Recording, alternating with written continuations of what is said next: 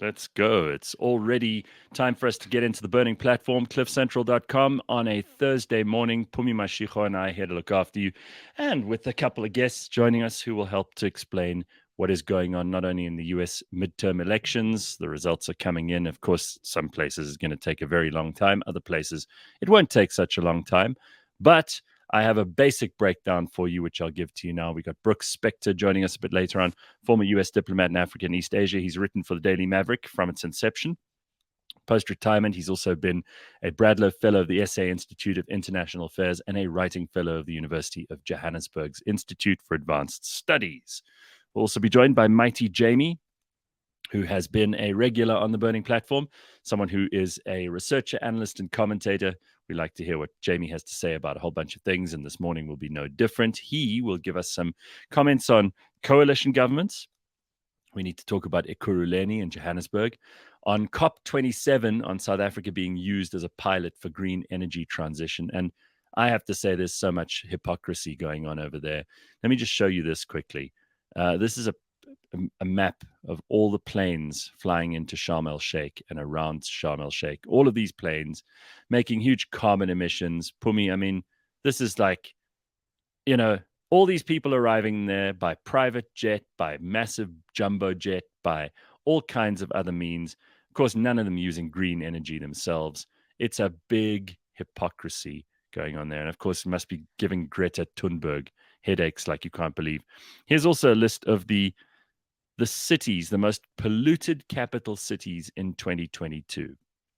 New Delhi in India, Dhaka in Bangladesh, Jamina in Chad, Tajikistan's capital, Dushanbe, Muscat in Oman, Kathmandu, Nepal, Manama in Bahrain, Iraq, Baghdad, and it goes down the list. All of these are the most polluted cities in the world. I don't see any of the countries that are leading COP27 in that list.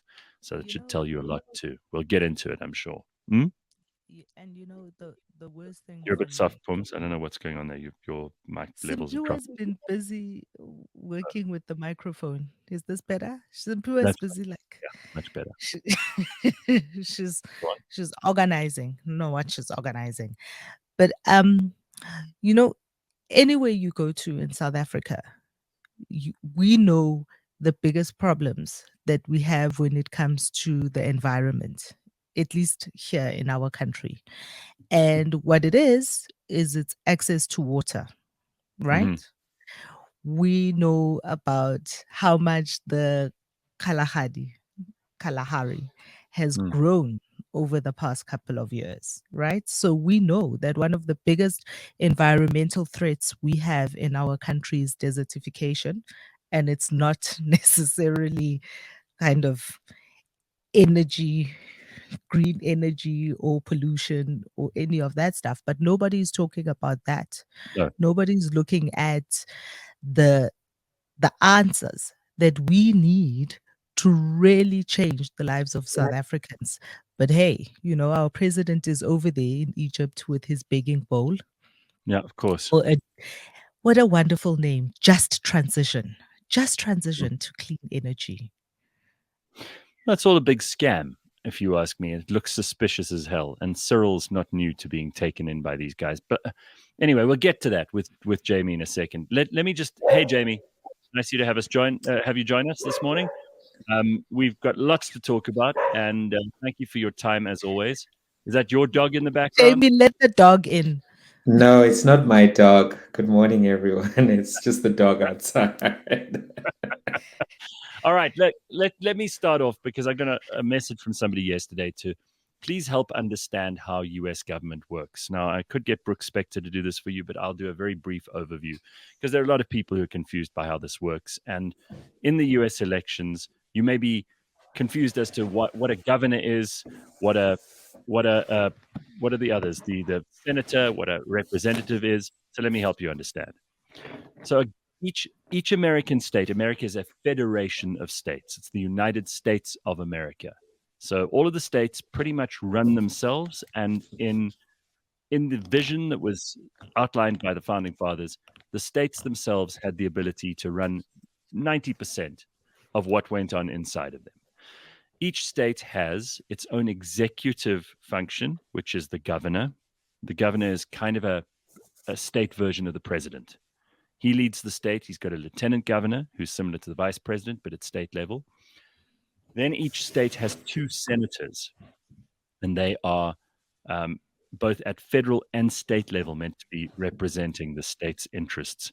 There was also, because when Jefferson introduced the idea of a Senate to the founding fathers and in the Constitution and the founding documents of the United States, the original idea of the senators was that America would be an empire and that the senators would also run the overseas dominions of that American empire.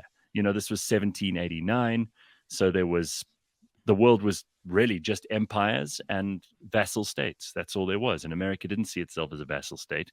They'd just broken off from Britain, and they wanted to be a global power. And that obviously came to fruition many years later. But you have governors at the state level, and then you have state legislatures, which is kind of like our provincial legislatures, like where the Free State, woman was in the sex tape with the Nigerian dude. With a little bit more power, a little bit more autonomy. A little bit more power. Yeah, should be plenty. Federation. Correct. The federal system means that the state should be more important than the federal government. Then you've got the president and the 2 chambers, the two what do you call them? Levels of Congress, which is the Senate, which we've already discussed. Each state gets 2 senators, and then the House of Representatives. And that's more like the ward system that we use in South Africa. So they demarcate certain wards, and every couple of years they have a census and they redraw those boundaries. But essentially, that's by population. So the House of Representatives is, the population map of the country and where people vote. The Senate is 2 from each state, which, they're meant to represent that state's interests at a federal level. And then you've got your governors and your state legislatures, and all of that happens. Plus, in these elections, a lot of Americans have also voted for every other local office. So you've got people voting for propositions that are on the ballot, like, should we allow hairdressers to operate on a Monday? That's actually part of the US ballot, and there might be questions like that in every individual state's ballot. There are also lieutenant governors, there are local judges, because they elect judges in America, and a lot of those things. And many people ask, well, why do they have midterm elections and the presidential elections? Every 2 years, they either do the midterms or the presidential.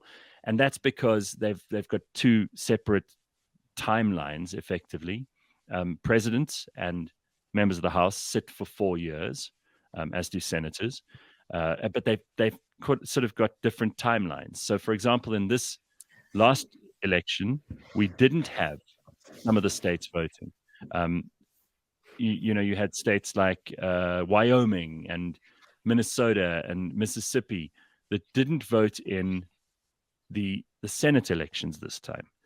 But there are other states that did, like Colorado and Washington State and Oregon and places like that. So you'll see, for example, Maine, Massachusetts, Rhode Island, New Jersey, they didn't participate in this because they'll only do their elections for senator in the next 2 years. They'll do those when the president's elected. So they fall in line with that election.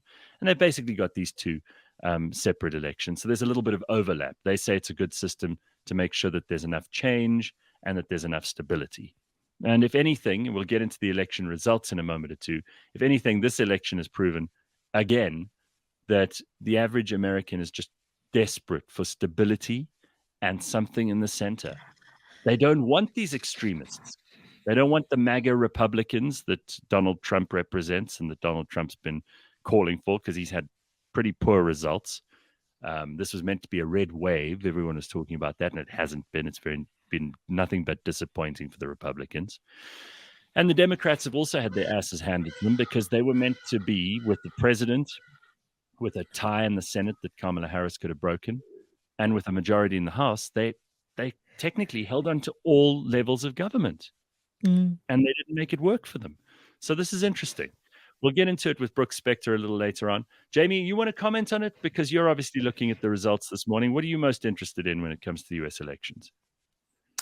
Well, for me, the way I see it is that it's not actually that the center has won, but that you've got the calcification of divisions in America. Because if you look at an election race, for example, like Pennsylvania, even though Fetterman won over Dr. Oz, his victory was a very narrow victory. I think he won by 90 or so thousand votes out of like close to 5 million. So when you look at those kind of things, you see actually a very divided America and a calcified America. If you look at a place like New York, for example, where Kathy Hochul won, she only won by 300,000 votes. And that's about 5 million. Unbelievable. Which is unbelievable Yes. because New York should be a safe blue area for Exactly. the governor Exactly. race and the Senate and everything else. I mean, it's bizarre that anyone could even give Kathy Hochul a run for her money. Shows you how unpopular they actually are. That's true, but it also shows you how divided they are, right? In terms of like, it's not a center vote.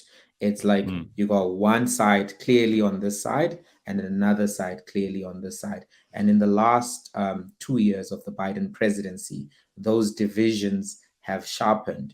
You've got the culture wars, the race wars, and the class wars all factoring into Americans picking tribes and being very reluctant to move out of those tribes. So I actually think that their politics is going to be very dysfunctional for the short to medium term, because everyone is interpreting these results in a way that they want, in a way that's favorable to them. Right. Biden coming out, making it seem like he won, even though they lost 1-0, because a loss is a loss. But still, everyone is. You make such a good point. I mean, Biden's already out there saying that this was a victory, even though they've lost the House. And they may still lose the Senate as well. But either way, he's going to find himself in a lame duck presidency for the next 2 years. But it has saved his skin, because if it had been worse, he would have had to. I mean, the whole Democratic Party would have tried to replace him somewhere in the next 2 years, right? Well, I think they may still very well replace him, because he's polling at a very low level as an individual. And he was going around saying the election is not a referendum on him, and people shouldn't vote for whether it's a referendum on him. They should vote for abortion. They should vote for democracy. Can you imagine somebody who's a sitting president saying, don't vote because of me, vote for other reasons. Don't make this election about me.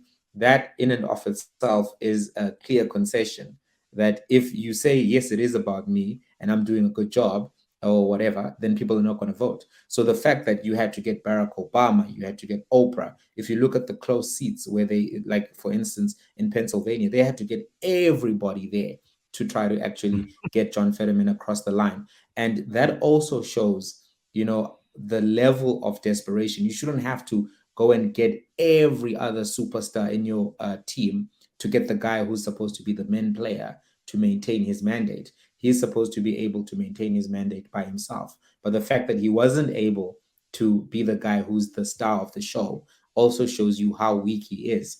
Now, the real question is going to be, in my opinion, whether or not the Republicans go with Ron DeSantis or they stay with Trump. If they go with DeSantis, who had an overwhelming victory, he's very popular in the base right now, they probably will beat anybody who the Democrats put up, because the economy is not favorable to the Democrats right now. But if Trump announces that he's going to run again and bullies everybody out in a primary, then it's Joe Biden versus Trump again. We're back right here where we are right now, with this stalemate of progression for the people. That's a very good, succinct analysis. I can't disagree with any of it. We don't know whether DeSantis and Trump will go up against each other, but we do know that Trump has a habit of ruining this. I spoke with David Smith of The Guardian yesterday, and we were both agreed that it was so unnecessary for Trump to have a swipe at DeSantis in his speech the other day. It's like he doesn't understand. He just doesn't understand party discipline. He doesn't understand that it's not always about him. For Trump, it is always about him. I think it is about him.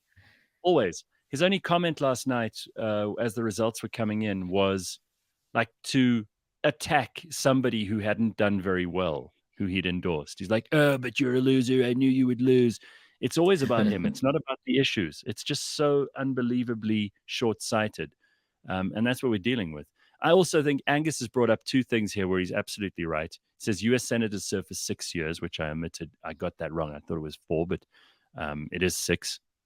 And Angus also says that Trump's endorsees did win 174 seats, only 9 of his lost. That again must be accurate if you look at the numbers, but the fact is they wanted a clean sweep, and the Republicans have the opportunity here either to go in the direction of Trump, and you've got people like Carrie Lake, people were saying she was a dead cert to win in Arizona, and it's not so certain for that governor's race. It appears actually that she may have a very, very tough fight in her hands. The House at the moment, let me just give you the numbers. The House is 207 to the Republicans, 184 to the Democrats. And the short story there is that the Democrats' razor-thin House majority is in huge danger, but the GOP isn't making the big gains that it expected. And that's as updated at 7:18 this morning. So Well, I'm looking at an independent article here that's saying because of of the damn squib that the red wave has become, that they're talking to Mr. Trump to hold back, and to what Jamie was saying, to hold back on to reschedule on announcing his 2024 presidential campaign because of the way that the performance has been. So it's fascinating to see and I really can't wait to have a fuller conversation about what is happening over there with sorry guys, my throat has got a thing with Brooks Spector a little bit later, because I do think that the way that things are playing out now has actually got a bigger impact, and it's probably more centered in some things that have happened much longer ago than what we think. It's not just a Biden and Trump race that we're looking at. I think we're looking at, and we're talking about American politics not becoming more centrist. You're talking about them being polarized, Jamie. I think what we're looking at here is we're definitely looking at a blowback to what has become an incredibly polarized America. Can I just explain why I said center? Because obviously no one is voting for the center. They are voting for more extreme candidates on both sides. And obviously both, in terms of policy, are going to continue to chase the extreme wings. And the base in both sides is becoming more extreme. What I meant by that is that the average American is just looking for not crazy. The average American is they're going, because a lot of the people who the Republicans were hoping would vote for them in this election either didn't go or voted for the Dems or voted as independents against the whole thing because they don't want crazy. They've seen too much. You got John Fetterman, who Mighti Jamie's brought up a couple of times. This guy's actually got brain damage. He's had a stroke and he can't speak, and he has trouble reading and writing. And this is a guy they've elected to the Senate. It's crazy. Gareth, I think the whole world is just looking for a little bit of stability right now. There's a hang of a lot of crazy all over the world. And I think what people want, what voters want here in South Africa, in the UK, and definitely in America, is they just want a country that works. They want a country that works. They want healthcare that works for them. And they want to be able to afford the lives that they live. That's what we all want. You could even argue that that's why Ron DeSantis got the results he got in Florida, just because he's been running the place well for the last while. So let's just. But that's not it, right? They voted for DeSantis simply because he is like also ultra MAGA without some of the drama of Trump. The vote for DeSantis wasn't like a centrist vote. It was really like an anti-COVID vote. It was a very anti-woke culture vote. I mean, if you listen to DeSantis, he is a good administrator, but where he falls on the spectrum, he is 5 minutes to Trump, minus the 5% of Trump that really makes Trump crazy. And that's what makes him palatable to a lot of people. So if you look at the candidates, there were some poor quality candidates who cost Trump because he chose, people he thought like Dr. Oz. He just like Oz is popular. He was on Oprah. He'll win. And he chose. And he's already blaming Melania for that. So Melania is the one that said he should. All right. Can I pause this, because we are going to have Brooks join us, but only in about 15, 20 minutes. So if we just hold that for a minute and come back to South Africa, because there's plenty to discuss here. And I know, Jamie, you've got an agenda of points. I brought up COP27 just a little while ago, and everybody's gathering in Sharm el Sheikh to talk, more hot air, more carbon dioxide. They're flying there in all their planes. This is the biggest bullshit thing ever, this COP27. Why are we even doing this? Well, I mean, climate change is a big issue, right? I mean, the environmental issues are quite significant. The issue that I take with the way the discourse is going is that, we've got South Africa now being used as an experiment for a transition, just transition, so it's called.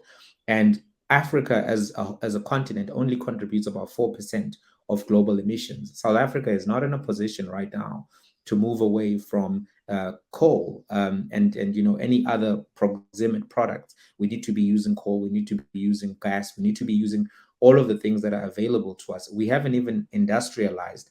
If you look at the industrialization base, manufacturing is only 10% of this particular economy's GDP, meaning that you still need to have a lot of growth in manufacturing and industrialization to really match the other G20 partners. So to come to a country which has not yet fully industrialized and to actually say, get off coal and start going on this transition with energy solutions that are not as sustainable, I think is particularly weird. And also just going to Africa to make this request is one that doesn't make sense. I think what the Zambian president signed up for makes more sense.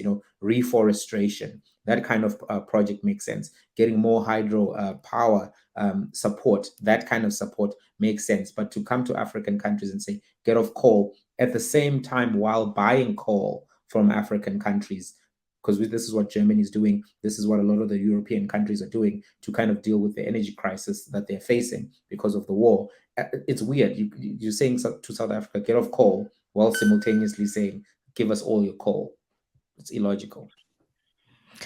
Although Wow. I think one of the things that we're not spending enough time talking about is, and I know I made a small jab at President Cyril Ramaphosa and the fact that he's got a begging bowl out there, is actually the amount of loans that the man is taking out. So the thing about the just transition, as they're calling it, is it's not escalating the timeline in, the decommissioning of coal-fired power stations that we have is going to remain. The timeline that we have is going to remain. But what he is out there doing is he's out there taking loans for putting more money into different cleaner energy sources. But nobody is having a conversation that says, okay, so all this money that you're taking in, where is it being put? Where are we building these alternative fires? Where are we building all these alternative energy stations? No one has shown that. And he's just out there signing all these loans. And the reality of it is that come 2024, when we are going to have a new dispensation, because we can see this, right? The writing is on the wall for the ANC, is whoever the government of the day is that takes over in 2024 is going to have all these huge loans. And I will bet you anything that that money will not be there. That money will not be there when that new government takes over in 2024, as is what happened with the COVID-19 monies. But nobody's having that conversation. Nobody's having the conversation that says all these loans that he's taking up, what are the interest rates on these loans? Where are they going to? Where are they being invested? We haven't seen anything being said or done or signed up. That's what Oh, Cyril Ramaphosa does. we've got a non-curious media. Our media are just praise singers for Cyril largely, and will continue to report on him in as favorable a way as possible without asking any incisive questions. And look at Like, how well where it's does this money go? Where does look this how But money well go? it's, Because you well, guys it are also has the been media. spent. it's You the guys are media. also the Yeah, I media, and agree. I think this is also a media platform, and we should look into that, right? We should go and look for the documents, make requests using all kinds of legislative instruments that do exist that allow you to, what is it, PIA allows you public access to information to request this stuff so that we can look at it. Because I think Pumi is asking very important questions around, one, what are the terms and conditions? What are the interest rates? Where is this money going to go? We also do know that, there are other partners who are very close to the president.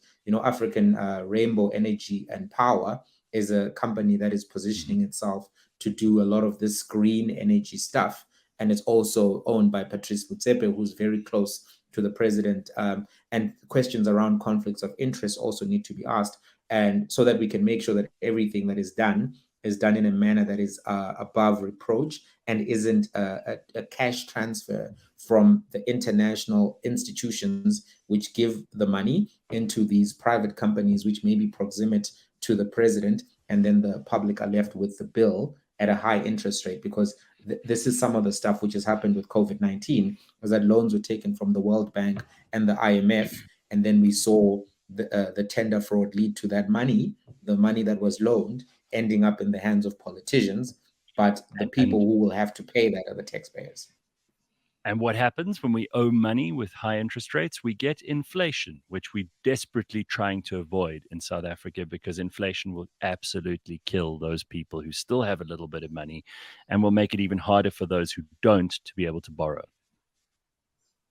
Yeah, it's a big issue because it also cuts down how much you can spend when your debt servicing costs keep going up. We saw with Zambia, they kept having less and less money that they could actually spend for social welfare programs and for education and healthcare. All of those things which a state developmental state needs to be able to do. We've already got 18 million people who are actually right now depending on some kind of grant payment from the state. So if you already keep having debt increasing and you have people on the grant system also increasing, and whilst you have the taxpayer base shrinking, that's a recipe for state failure. Yeah, I wonder how much of this money too. We've got 10.7 billion from France and Germany. I wonder how much of that is actually going to go into building solar and wind energy, and how much of it might just be going into other places that are far less well known to us. Yeah, it's a big mess. It's a big mess, and we really have to ask ourselves at this particular point, how do we have the right conversations about debt? How do we have the right conversations about this particular energy situation? Because there are many other alternatives that exist. I mean, just adding the word just transition to me is a very social justice talk without real understanding of what really are the just needs for South Africa. Because like you were saying, It's a good water title, is a though. big issue. It is a good title, if no one's going to kick the tires, we just say, oh, we're doing a just transition. So every activist is supposed to say, well, it's just, and it's a transition, and I care about the environment. So let me move on and look away. And that to me already gave me like a bit of a, red flag feeling, because I was like, this kind of labels to me, when a thing is overly labeled, then you know that something is happening. It's like with the, what do they call this? The environmental measures that they're using now, where even Enron was getting positive ticks. All of the companies, the oil companies were getting, it just didn't make any sense. Like, how is this oil company getting ESG? There you go. That's the one. So I think we do have to be cautious and really do think around. For right now, I wouldn't prioritize transitioning South Africa on an energy basis. I would actually prioritize some of the other environmental issues. The water issue is a big issue. Some of the deforestation issues are a big issue, and trying to get funding for the extreme weather events and making sure that funding goes to the rebuilding, because we're going to see more extreme weather events. I wouldn't actually just be focused right now as a developmental state on just saying, let's go to coal, let's go off coal and go to like green solutions, which aren't always reliable. Solar and wind. Do we even have that much wind? To even say we're going on wind, we're going on solar. Well, these are not 100%. I would say that if you just set up some of these wind farms inside the rooms where all these COP27 leaders are meeting, you could generate enough wind energy for planet Earth. But I'm being sarcastic, obviously. Jamie, I know you want to talk about coalition governments, and we've spoken about this with a few of our other guests recently, most especially last week with Mpopalatse from Johannesburg, the new mayor. Now, how do you think these are going to work, and what do you think the state of coalitions are? Pumi's already said it's inevitable that we're going to have coalitions to deal with. Are there examples of where we've done this well in South Africa, or are you very negative and pessimistic?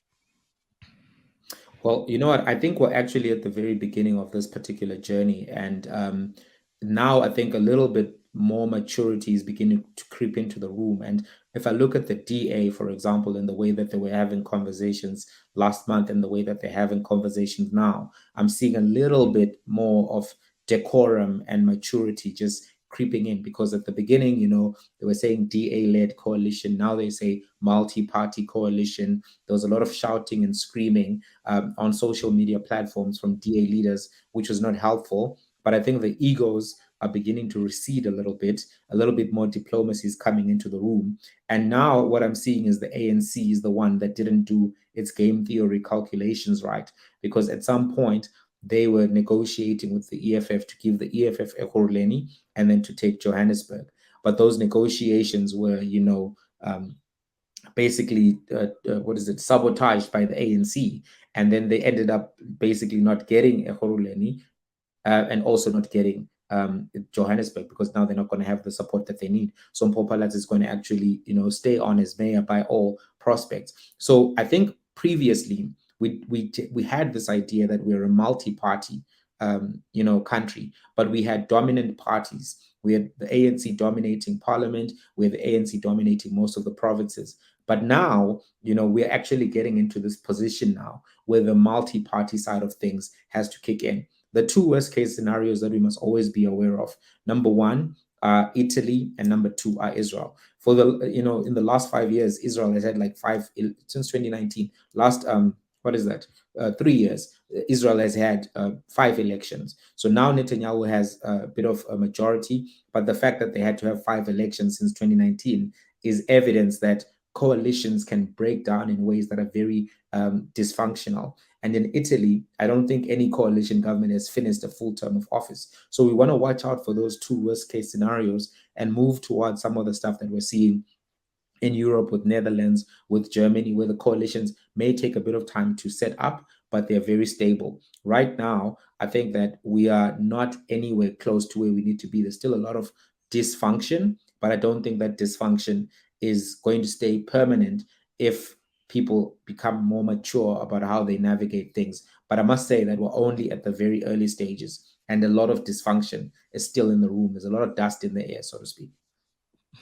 All right. Well, while we've got you on, what do you think of this Human Rights Commission finding against Julius Malema? Because Pumi and I spoke about it briefly this morning, and neither of us are particularly moved by it. It seems that Eyewitness News was making a big fuss of this yesterday. There was some noise about it on Twitter, but then anything can create noise on Twitter.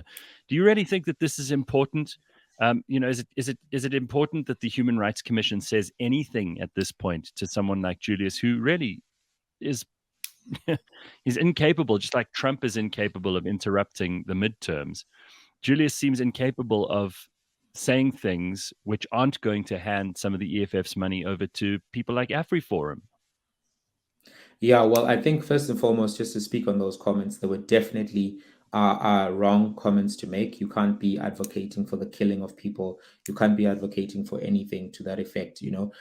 Words do have impact, and as far as possible, we don't want to be affirming any hate speech or any form of speech that can really pose a threat to people in the real world. Section 16 is very clear. I think the other legislation is very clear. So I think that Right. the Human Rights Commission was very correct to call out and say these parts of this particular speech were wrong. And I think we shouldn't diminish, even the fact that they're doing it, because as far as can we hold people accountable in the real life if they're very powerful, that's a secondary conversation. I think we must agree that certain comments are wrong. When I think about Kanye West, a lot of the things that he has been saying, slavery was a choice, his DEFCON 3 comments on the Jewish community, some of the sexist comments that he's made, all of those things we need to be able to underline and say, these particular comments are wrong, even though this particular person is popular, even though this particular person is powerful, these particular comments are not defensible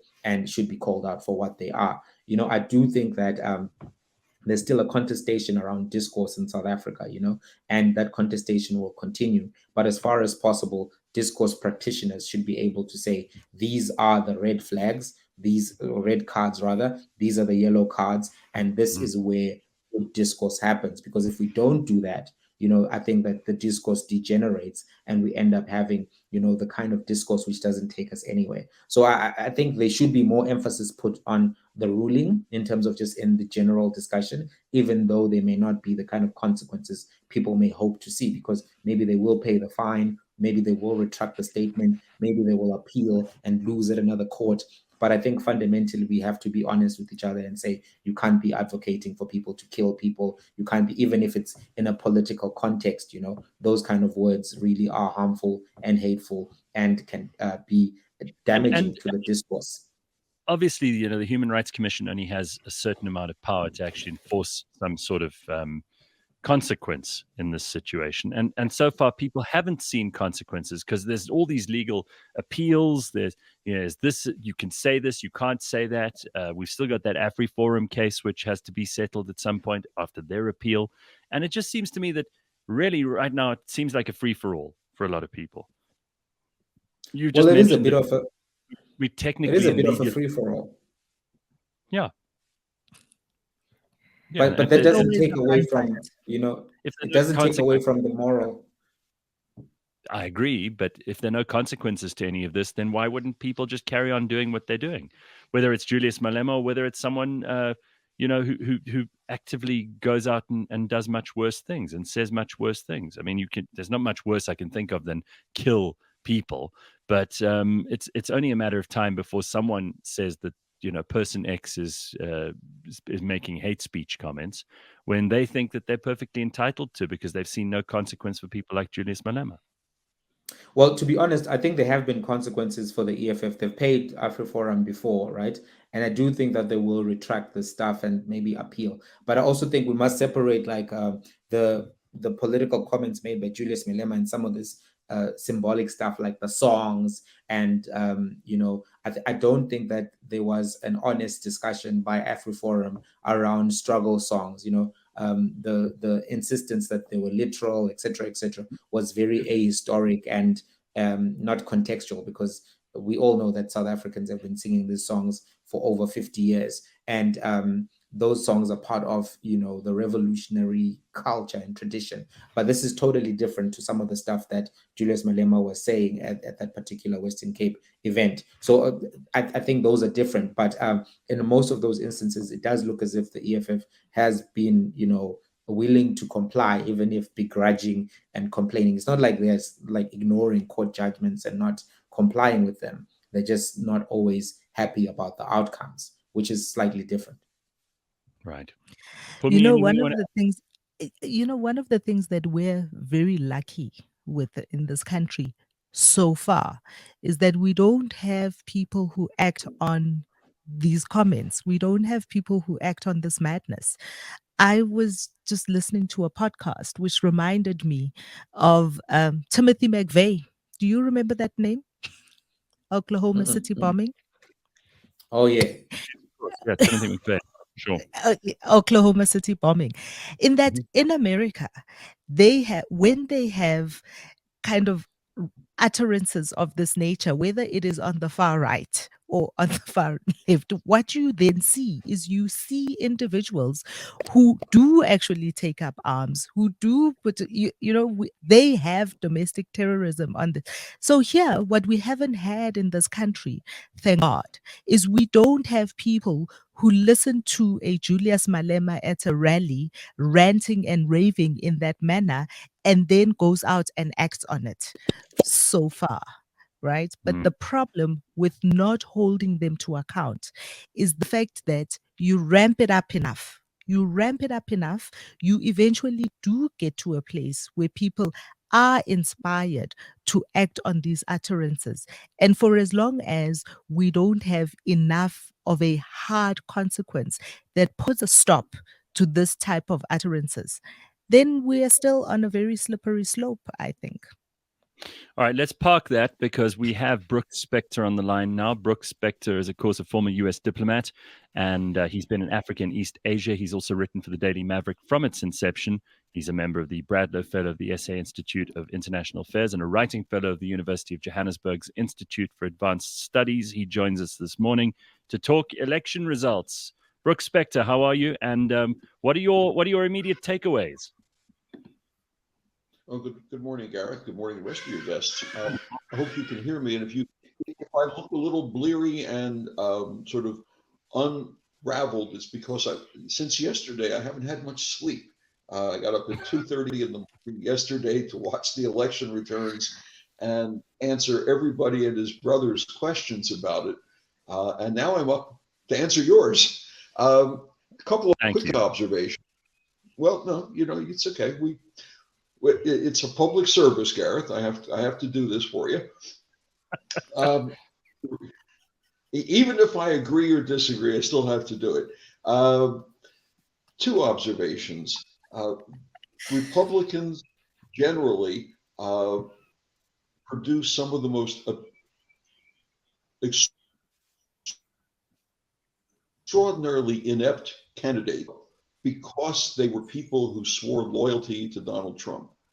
And ultimately, voters make judgments about the quality of the candidates and the quality of their thinking and their ability to act in the interest of the larger public. And that's one observation. And the second, I guess, is that despite all the arm waving and shouting about the red wave, the Republican, the likelihood the Republicans were going to crush the Democrats in this election, and given the fact that in 36 of the last 39 midterm elections, so that goes way back, the incumbent president's party has lost ground consistently. So that's that's about as clear a consistent pattern as you can have in politics.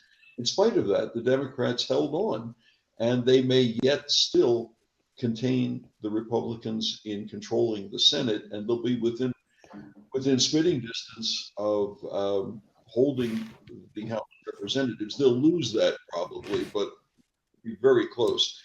A lot of the polling got it wrong because the pollsters were so nervous that they overcompensated in the way they drew up their samples and their selection and their filtering, or because a lot of the pollsters were in fact a little suspect, a little dicey, in almost deliberately trying to pre-cook their results. And so you had this feeling that the Republicans were on the road, they're ready to go, they're gonna crush all their opponents, and then surprise, when the voters showed up, they had a different idea.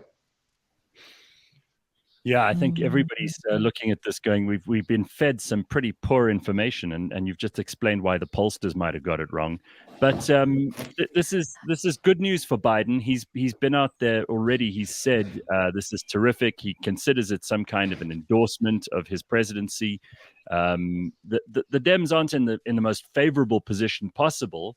Of course, it'll result in him being a bit of a lame duck president. No. And of course, there are also still going to be in the Democratic Party lots of people talking about who else we could put up for 2024 if Joe Biden, who's already quite advanced in age, isn't able to perform over the next 2 years. He's got a tough task ahead of him, hasn't he?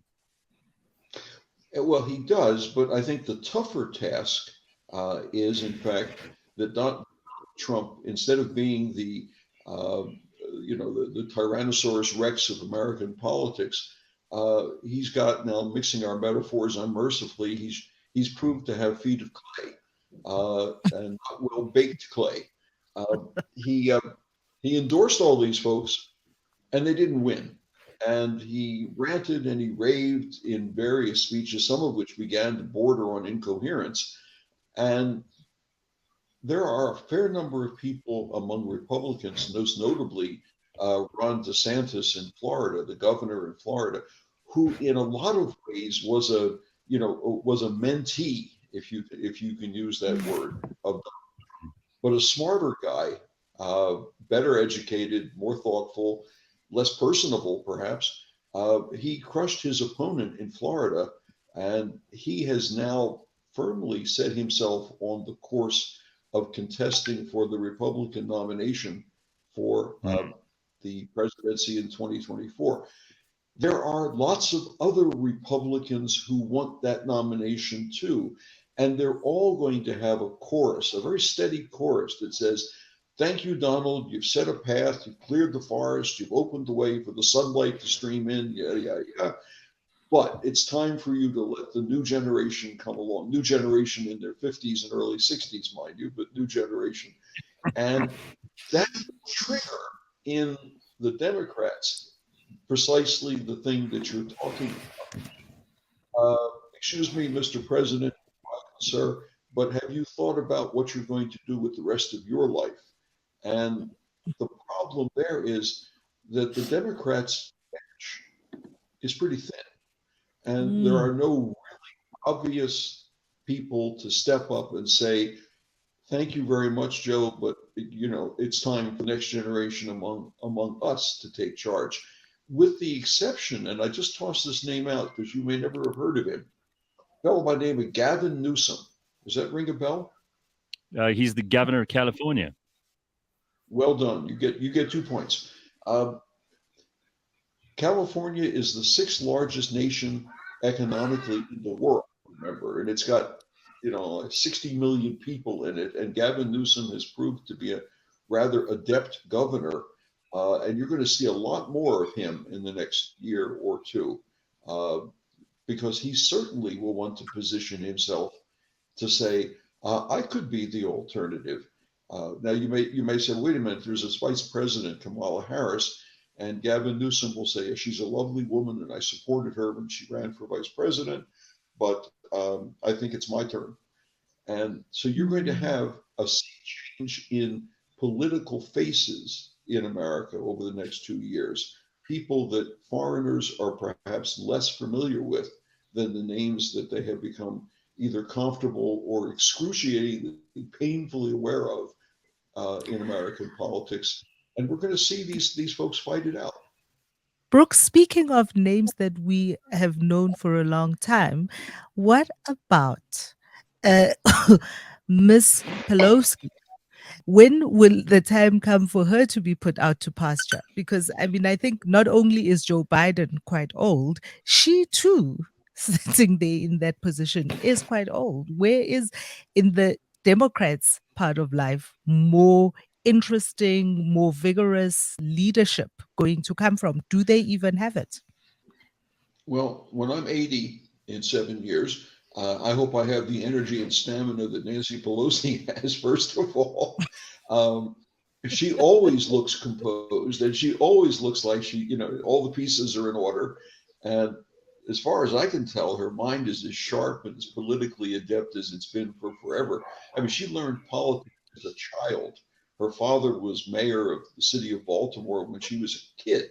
So she's had this political style,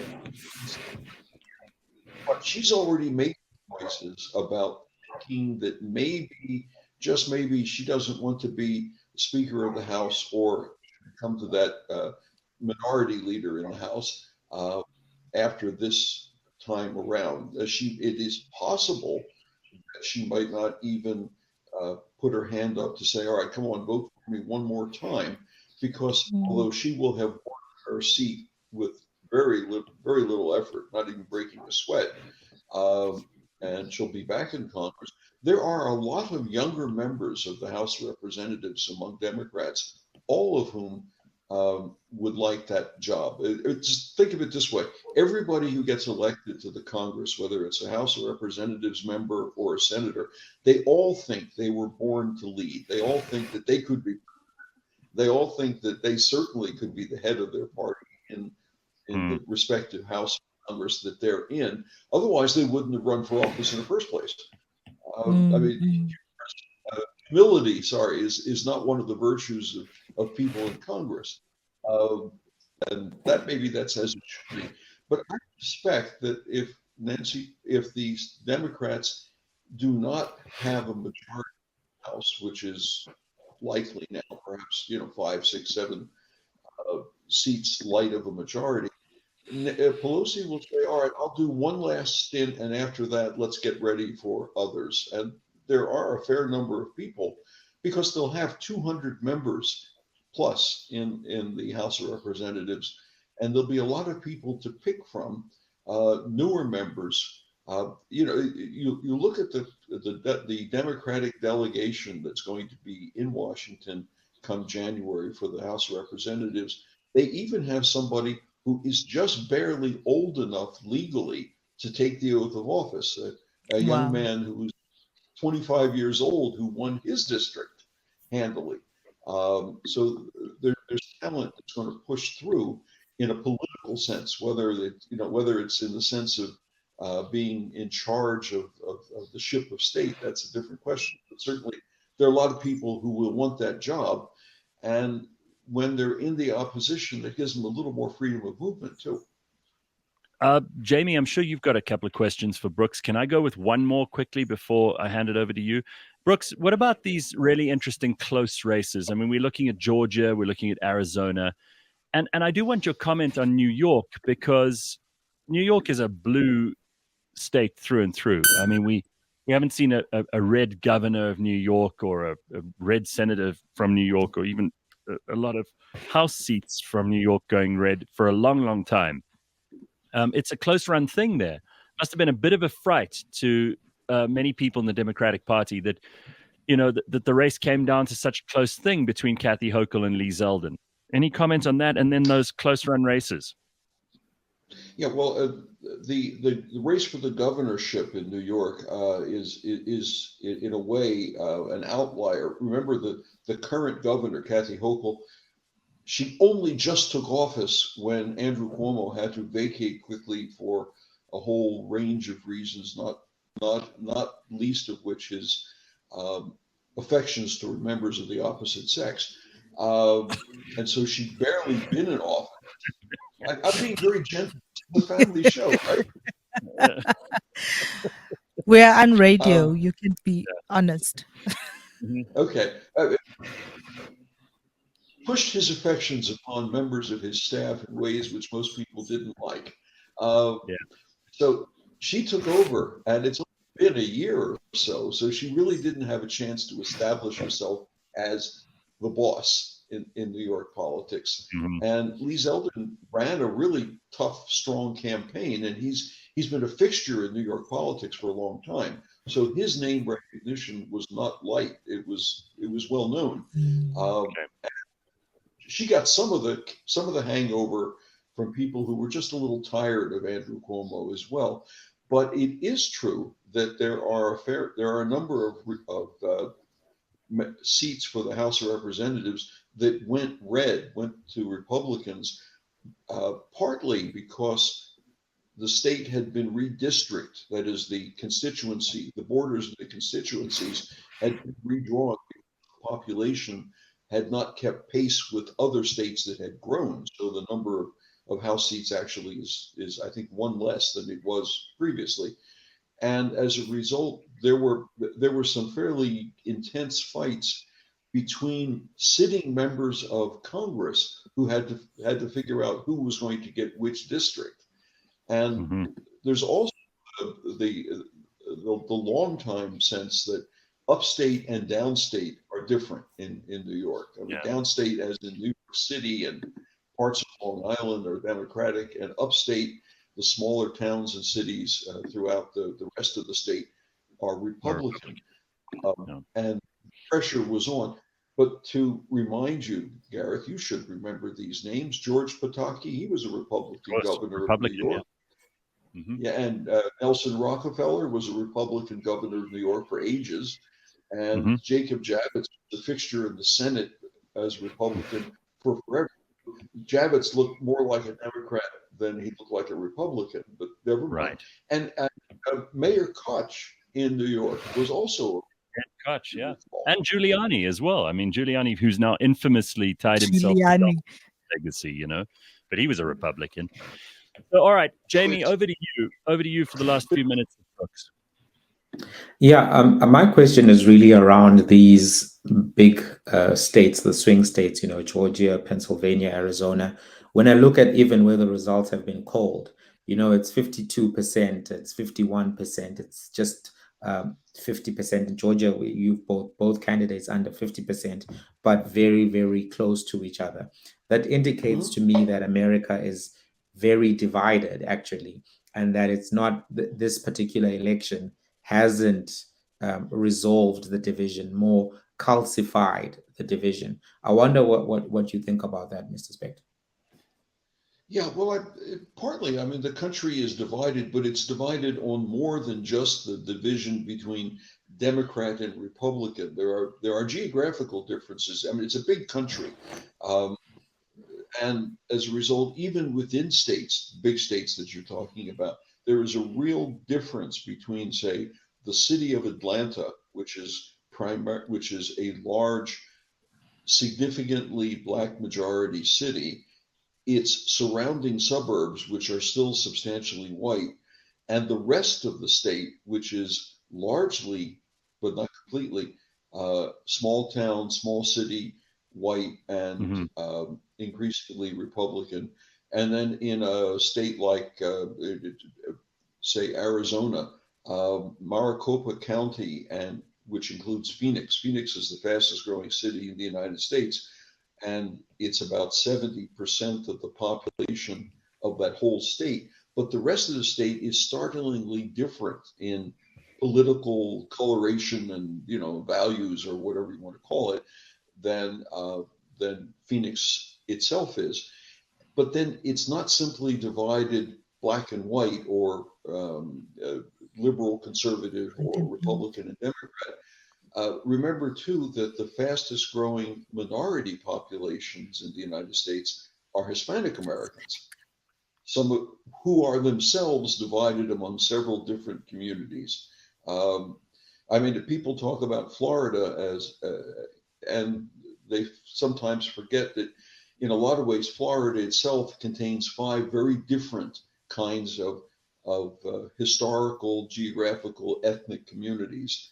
And so as a result, that those splits in the races in the big states, those 52, 48% kinds of things that you're talking about, they're reflective of the way candidates either do well in negotiating all those different divisions or fail to do so, or whether their respective party manages to gin up enough support so they just barely squeak across the finish line. Georgia's a great case because I suspect that Raphael Warnock won every vote in Atlanta, except for diehard Republicans who would have voted for the devil. Mm.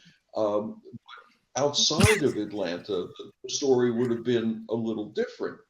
And as a result, you get what we have now, which is the split. That's, the piece of paper could fit between the two of them. And you had 2 or 3% to a libertarian candidate, which meant that they're going to be in a runoff. Guess what? Another election. And just a side comment, you referred to the inability of the Israelis to manage to come up with a stable coalition. Actually, they've had those elections, and an Israeli friend of mine reminded me that the coalition that governs Israel has been remarkably stable. It's just the members of the coalition that shift a bit over time. And as a result, you have somebody like Benjamin Netanyahu, who's been prime minister for a very long time, with some intervals in between, reflective of the fact that there is a broad center right maybe now, among Israeli polity, with shifting members on the outside fringes, this time around, including those two far right, I'm not quite sure how to describe those two parties that are now part of Netanyahu's coalition, that are going to be pushing him toward their views rather than from the left pushing him on their views. Netanyahu's a fairly secular figure in Israel. He doesn't really support the religious right's views. He gives into them on cabinet posts and some regulations, rules, and policies because he has to, I guess. Mm-hmm. Gareth, before you go, I know it's like 1 minute past, but if you can indulge me one last question, and I don't know if we can have a short answer to this, but the number of people who have been elected who had, in one way or another, denied the election result of 2020, what do you make of that? One word answer: troubling. No, seriously, it is troubling. I mean, it's a defiance of reality, and it's a defiance of evidence. And I think to a certain degree, it was an effort by many of those candidates to demonstrate their allegiance, their fealty, their loyalty to Donald Trump. I think you're going to find some of those people beginning to edge away from the extremes of those views as they see the new policies, the new people, and above all, the new leadership beginning to emerge. I think Trump keeps promising that he's going to have a big announcement. He was talking about November 15th, and I read today that it may be postponed to the 24th of November, and I suspect that eventually it's going to be postponed until January and February, Indefinitely. and then we won't hear about it forever and ever. Brooks, it's great to have you on. Jamie, it's great to have you on too. I just want to show everybody the contrast here, the kinds of things. We've got Jamie with his face in his suit and tie, and we've got the terrifically relaxed Brooks Spector in his dressing gown with this beautiful view of the garden behind him. We like to bring you a contrast of views and opinions and points of engagement here. Both of you, thank you so much for your time. It's always a pleasure to have you, Brooks Spector and Mighti Jamie, on the show. And Pumi, we will see you next week for more of The Burning Platform. Thank you, everybody. Have a happy day. Thank you. Bye-bye. Bye.